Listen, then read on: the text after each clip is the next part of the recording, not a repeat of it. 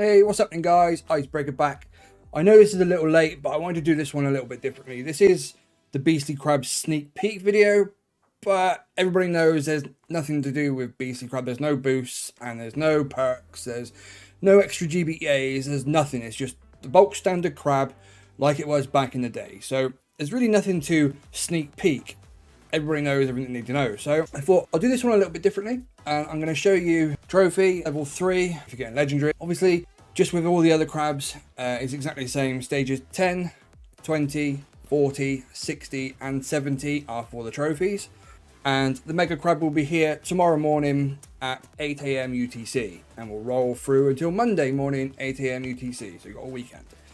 So that's all the statistics, that's all the information about this crab. Like I said, nothing really to go into. So what we're going to do in this video, well, I figured that I would take this opportunity just to show you a few troop combinations and stuff that you can use to beat the Beastly Crab like we used to back in the day before getting all extra gunboat abilities and perks and all that kind of good stuff. So you see people hitting the leaderboards with like stage 200 plus and stuff. These are the troop combos that they're going to be using to do that. So let's jump straight in and show you what's up. These are the troop combos that we would use if we were pushing for the leaderboard. The first one there on the top left is fairly obvious. It's all Scorchers. Everybody's pretty familiar with this combo these days, now that everybody's using all Scorchers to clear the map. You would use Bullet and Taunt or Shock Knuckles with these guys, and it's literally just a case of dropping them, using your GBE to shock things like boom cannons and shock launchers, using Taunt or Shock Knuckles to help you in the process, but that's pretty much it when it comes to using Scorchers. Okay, up next is an old school one which is called Banks. It's all 8 boats of tanks with Bullet and energy drink. The trick to this one is keeping Bullet out front.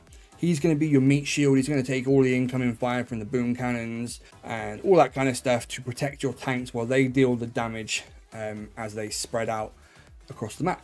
This kind of goes in with the next one, which is T-Med. You can throw in a boat or two of medics, and obviously the medics that hang out the back, they will help heal up the old tanks and that as they take a bit of splash damage from the flanks with mortars or rocket launchers and stuff. And the next one is Skanks/Stanks, which is Scorchers and tanks.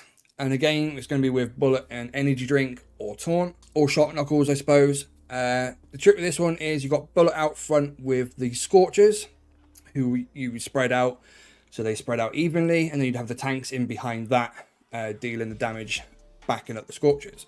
So basically you've got your Bullet and your Scorchers there protecting your tanks while they grind through the base. The next one we got, again, is another one of the old school style attack strats, and that's TGM. That's Tank, Grens, and Medics. Now, this one's sort of pre-Bombardier days of the game. You'd have Bullet out front with energy drink, and you'd have your tanks in behind him, and then behind the tanks you'd have Grenadiers. They'd be clearing mines and doing loads of splash damage to multiple buildings, just helping the tanks take down multiple targets at once. Can be a bit quicker than running Banks, and obviously you don't need to clear the mines because the Grens clear the mines for you. Perks with TGM over more recent and more popular TBM, which is what we're going to show up next.